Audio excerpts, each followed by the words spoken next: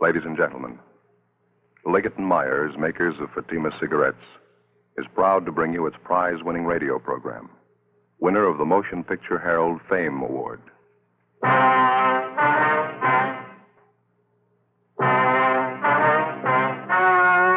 story you are about to hear is true. Only the names have been changed to protect the innocent. Fatima Cigarettes, best of all long cigarettes, brings you Dragnet.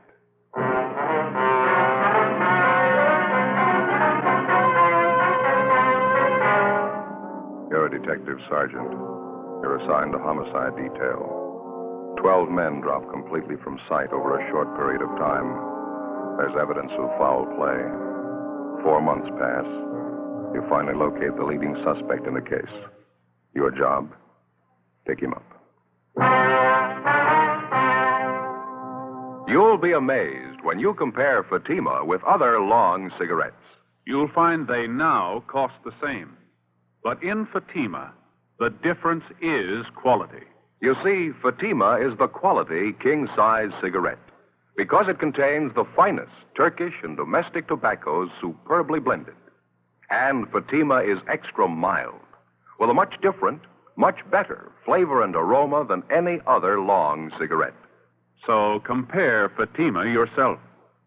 Fatimas now cost the same as other long cigarettes, but your first puff will tell you... Ah, that's different. Yes, in Fatima, the difference is quality. Ask your dealer for Fatima, the quality king-size cigarette. Best of all long cigarettes. Start enjoying Fatima tomorrow.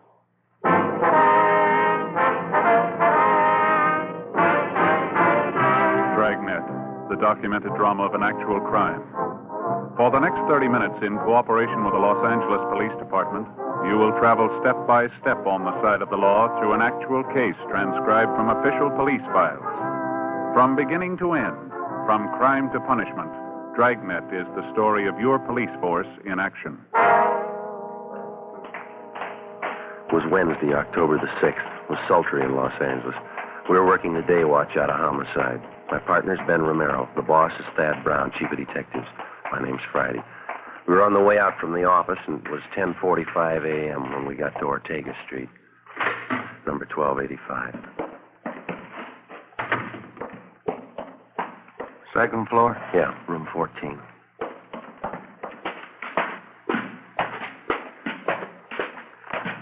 They all smell the same, don't they? What's that? Room and housing. Oh, yeah. No, these are the odd numbers here. Must be down that way, huh?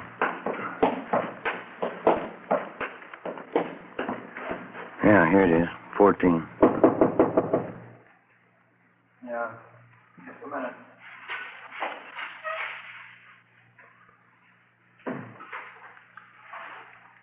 Taking his time.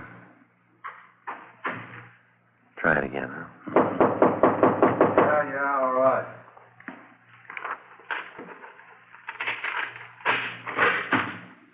Yeah? Police officers. Your name Henry Ross? Get out of here. Get out of here. Come on.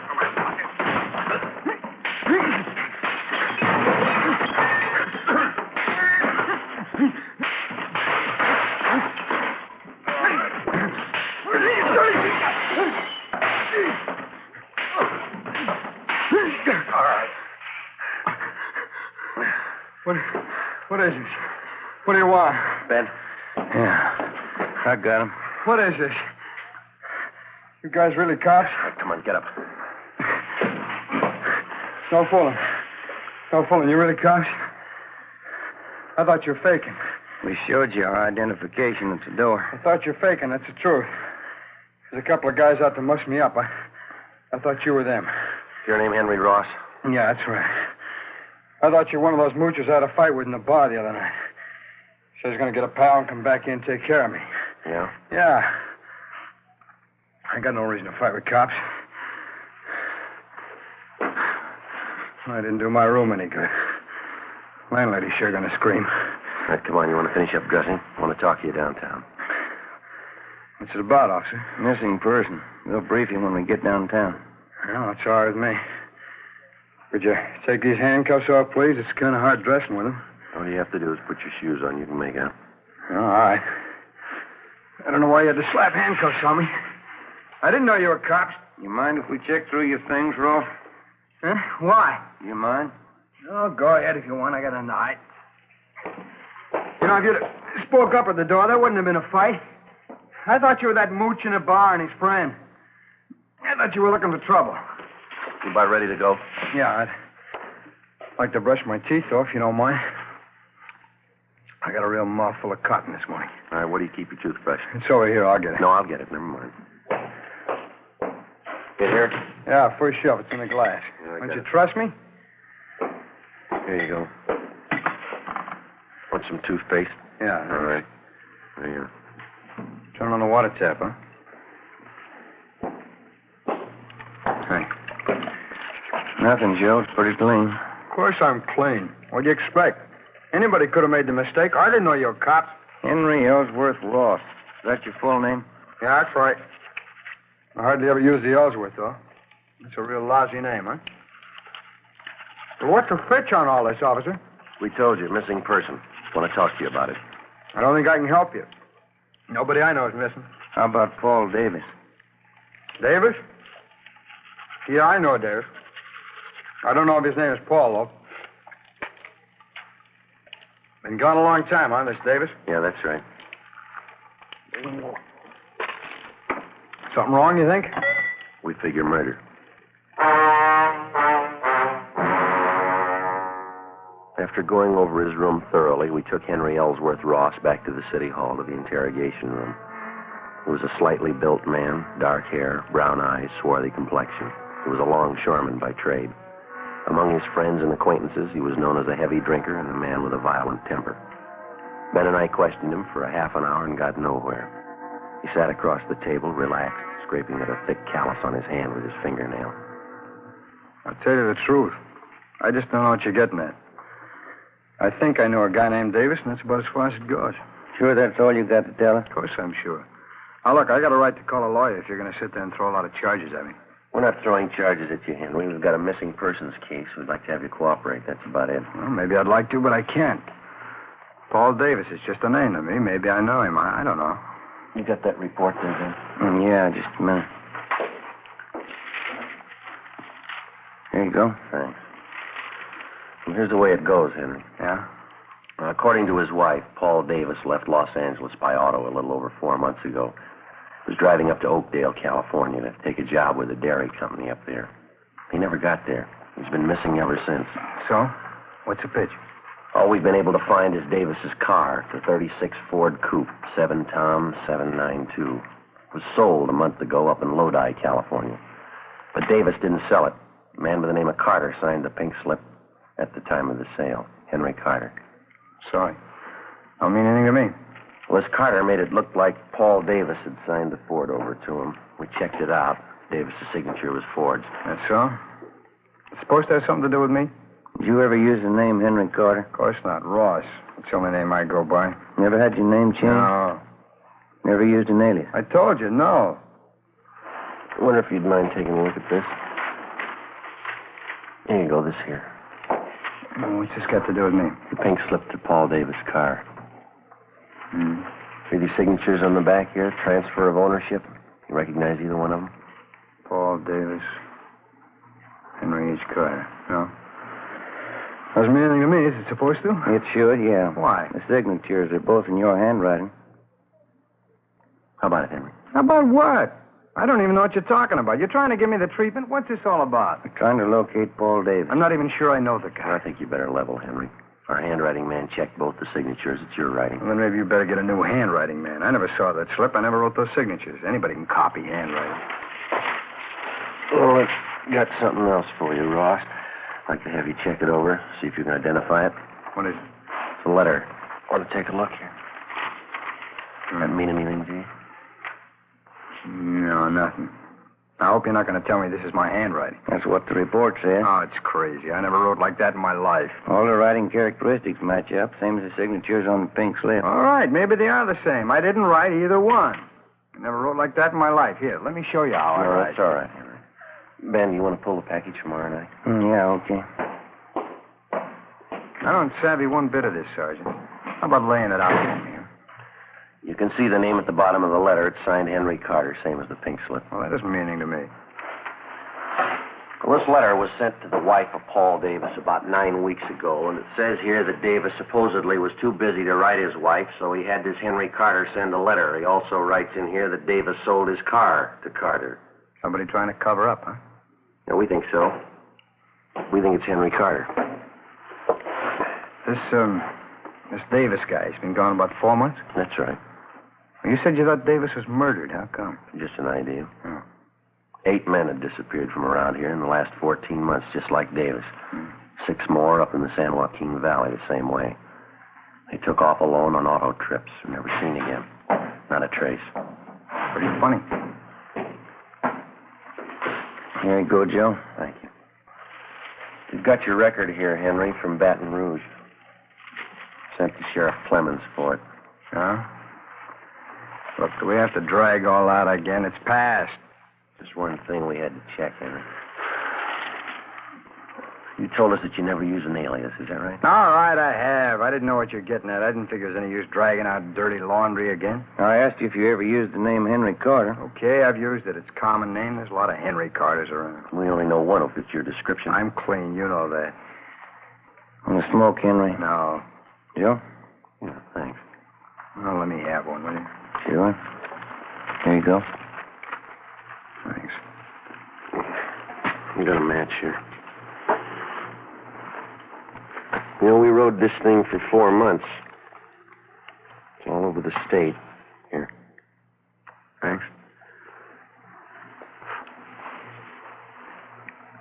I'll tell you what we got, Henry. We'll let you make up your own mind. It's not my writing. On June 4th, Paul Davis left Los Angeles in his car headed for Oakdale. Late in the afternoon, he stopped for gas at a service station just beyond San Fernando. The attendant says a man was with Davis. You fit that man's description, Henry. Yeah? Well, I've seen monks like that in court. They get on the stand and can't even remember their own name. A couple others. You and Davis stopped for a hamburger just outside of Gorman. There's a man there. He remembers you, too. You stopped again in Bakersfield. Picked up a quart of oil for the car. You and Davis had a Coke. It's the last time you were seen alive. That makes me a killer, huh? A month after that, the pink slip to Davis's car came through DMV up in Sacramento. That was for the transfer of ownership from Davis to Henry Carter, both in your handwriting. A couple of weeks later, Mrs. Davis got that letter. A month ago, Davis's car was sold to a dealer in Lodi. Yeah. We found the dealer, Ross. Showed him your mugshot. He says you sold him the car. That all? That's just the main part. There's more. We've been on the road a lot. We followed you from here to Sacramento and back, Henry. Every stop, every detour. It took us a long time. Yeah, I guess it did. What do you say, Ross? Nothing. Any way you want it, Henry. You got another smoke? Yeah? Yeah, here you are. Thanks. Here.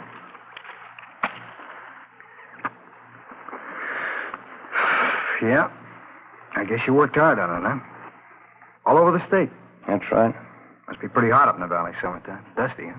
We made out. I've never been up in the valley in summer. It's too hot for me. We got people who saw you there. What's it prove? 10 people and some writing samples. You can't build a case on that. You know it, don't you? We're going to try. You think I murdered Davis? You, Sergeant? Yeah? You think I murdered those other guys, too, huh? What was it, 10, 12 of them? We're asking about Davis. You think I killed him? Tell me the truth, do you? You think I murdered Davis? Yeah, I think you did. Uh-huh. Well, then you know as well as I do. There's only one way to prove it. Yeah. Find his body. 1:15 p.m. Ben and I took Henry Ross out and fed him some lunch. Then we took him back to the city hall to the interrogation room where we continued to question him. He was relaxed and he talked a great deal about everything but the disappearance of Paul Davis. He didn't seem anxious to get away, made no demands for an attorney to represent him. For a full hour, he did most of the talking. He told us about the different homicide cases he'd read up on. He asked us about the 12 men who disappeared in the past months in the same manner Paul Davis had. Was there any trace of them at all? Did we have any leads? How did we think we were going to find them? Well, we finally got around to asking him if he'd submit to a lie detector test. He seemed taken by the idea and agreed to it almost immediately. Ben called Sergeant Berger and made arrangements for the test. We made up a list of key questions. At 5 p.m., we took the suspect to the third floor of the old city jail where Sergeant Berger gave him the polygraph test.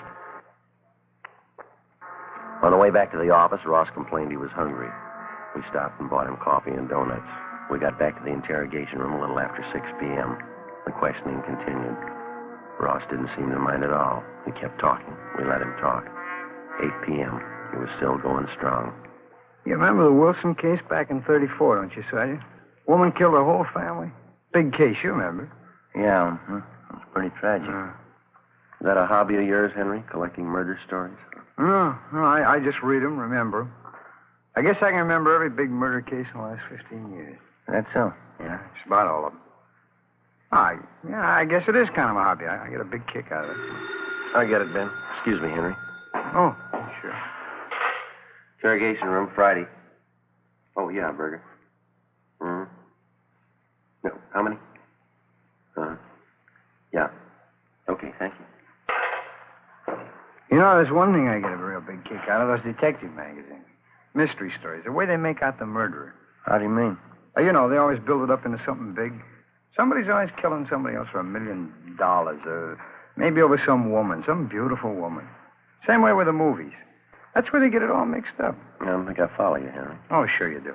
Every time some guy writes a murder story, he's got to build up a big reason for the killing. A lot of money, beautiful woman, revenge maybe. Always got to be a big reason. Motive, that's what they say. Yeah, well, it generally works out that way, doesn't it? Why? I bet you there's a 1,000 murder cases in your files without any reason at all. Some people kill, that's all. I've heard about lots of them. They just want to kill, and they go ahead and do it. Maybe for a few bucks, maybe for nothing. They just do it, that's all. That's all. Sure, you know that. Like this thing you've been talking about. 10, 12 guys disappear. They got a few bucks, maybe they got nothing.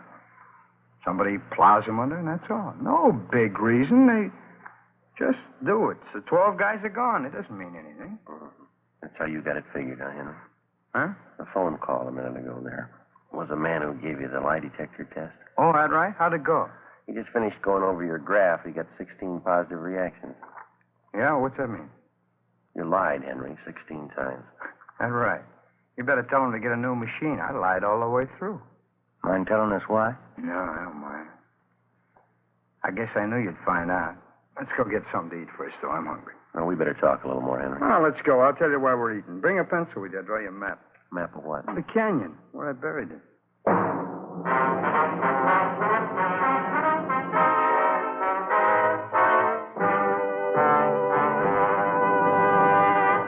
You are listening to Dragnet for the step-by-step solution to tonight's authentic case history.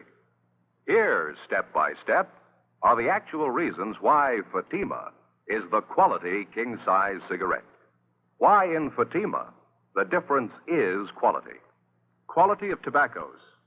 The finest domestic and Turkish varieties, extra mild and superbly blended to give you a much different, much better flavor and aroma. Quality of manufacture. Smooth, round, perfect cigarettes. Rolled in the finest paper money can buy. Manufactured in the newest and most modern of all cigarette factories. Quality even to the appearance of the bright, clean, golden yellow package. Carefully wrapped and sealed to bring you Fatima's rich, fresh, extra mild flavor. Compare Fatima yourself. Fatimas now cost the same as other long cigarettes, but your first puff will tell you, That's different. yes, in Fatima, the difference is quality. Insist on Fatima. Start enjoying the quality king-size cigarette. Fatima, best of all long cigarettes.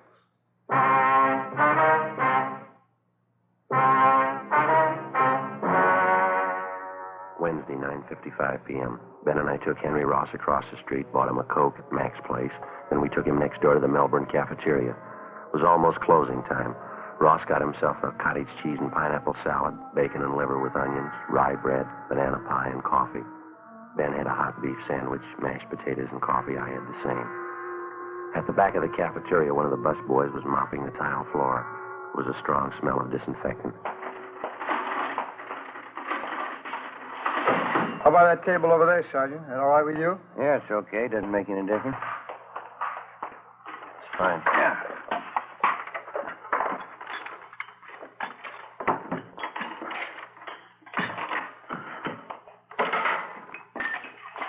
Oh, want some water? Yeah. Henry? Yeah, please. All right, I'll get some. Oh, boy, living onions. It sure smells great, huh? Yeah. I can't take those onions so well. They repeat on me. Not me. I can eat anything. Salt and pepper? Yeah, thanks. Boy, I'm sure hungry. I haven't eaten much today. Did you get a sandwich made with rye bread? Graham bread. Oh, you should have gotten the rye. Real German rye bread. Here. Smell that. Real nice and fresh. Here you go. Ben? Oh, thanks. Oh, thank you. You know, all that talk really sharpened up my appetite. Boy, this food tastes good. Mm-hmm. Sugar, Joe? No, thanks. We brought a pencil along, Henry. You want us to start taking notes? As good as time as any, I guess. You know, the whole thing just comes right back to what I was trying to tell you there in the office. Yeah, what's that? Well, you know, all about those phony mystery stories. Oh, yeah. Every time there's trouble, there's a big reason behind it. It's phony, that's all. Yeah? Sure, this Paul Davis, for instance. I guess I knew you'd find me out. I knew this morning when you picked me up, you had it figured. Must have been a big job, huh? Finding me? Mm-hmm. Pretty big, Henry, yeah. A lot of mileage. How'd it happen? Well, there again. It's just like I was saying. There's no big reason behind it. I needed a few bucks, and this Davis came along. I guess he was it. Hey, pass me a ketchup, will you? Oh, yeah. Here you I'll are. get the lid off there. There you go. Thanks.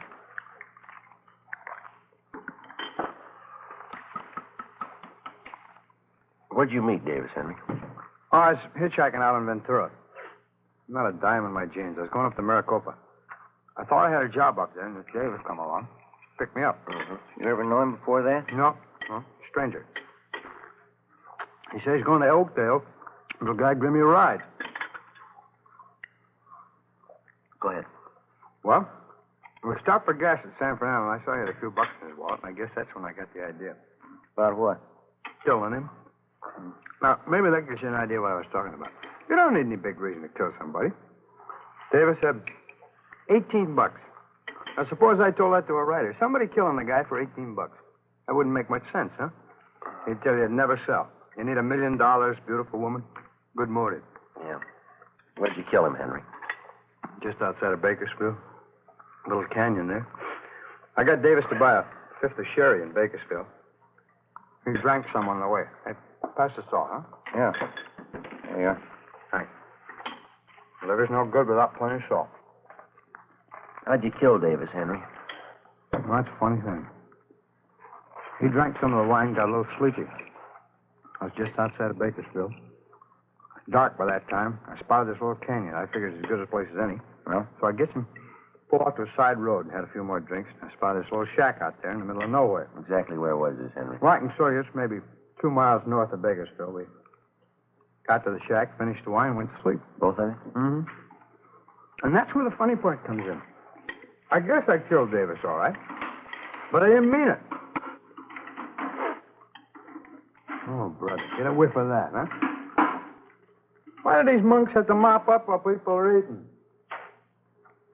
They'll be through in a minute, Henry. Fine.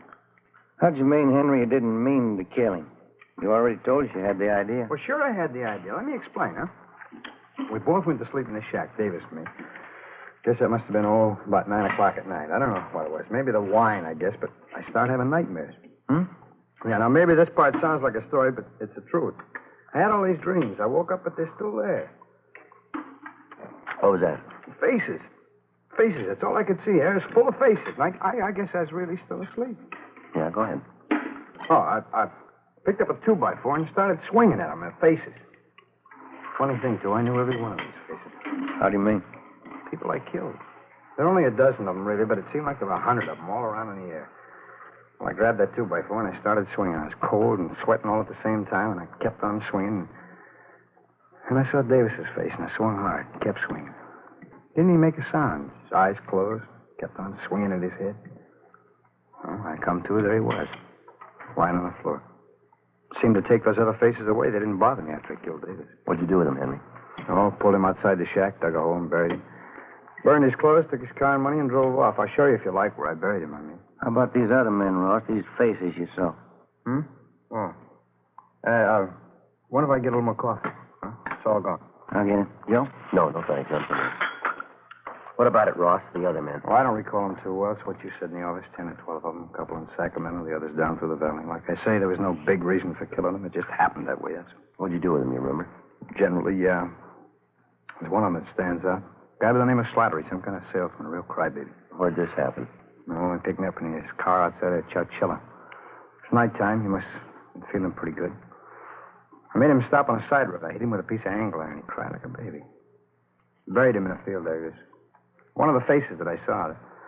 That's funny, huh? It shows you how psychology works, huh? Yeah, what'd you do with his car? Slattery's, I mean. Drove it down to Mexico and sold it there. Guess that's what I should have done with Davis's car. Oh, here you go. Oh, thanks. These killings of yours, you got any more you want to tell us about? Well, I told you already. 10 or 12 of them. They're pretty much the same. When was the first one? Oh, maybe 18 months, 2 years ago. First one wasn't any harder than the last. It's just like I was telling you before. Yeah. Everybody builds up murder. It's supposed to be a big thing, hard to do, all those phony stories. I'd just hit a guy a couple of times or something, that'd be it. A real small thing. Didn't change me any. That's why I say it's all built up. You ever been treated for any mental sickness, Ross? No, why? You ever been examined by a psychiatrist? No. After you killed these men, did it bother you at all? I just had one dream. Time I was with Davis. That's about it. Sure, good meal, Sergeant. Thanks. Yeah, okay. You ready, Ben? Let's go. We go back upstairs, huh? Yeah. You want to give us a statement? All right. I had an idea you'd find me. I guess I always knew that you'd find me. Well, let's go, Henry. Guess I proved my point anyway, huh? It's all built up. Huh? Murder. Killing somebody. Those phony stories. It's all built up. It's cheap. No, you got it wrong, Henry. Huh? Wait till they read you the bill. The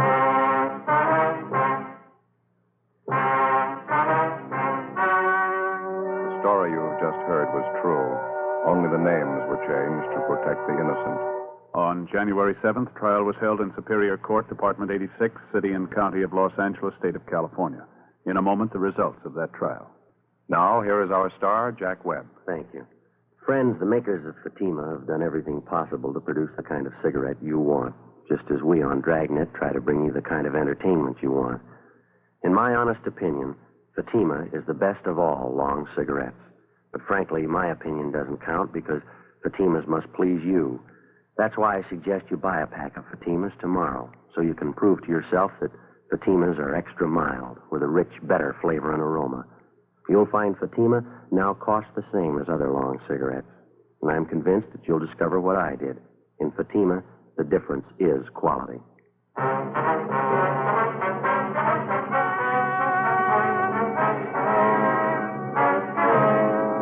Henry Ellsworth Ross was tried and found guilty on 2 counts of murder in the first degree and received the death sentence. While he indicated that he had murdered the other 10 men, he refused to give any further information regarding the killings or what he had done with the bodies. Ross was executed in the lethal gas chamber at the State Penitentiary, San Quentin, California.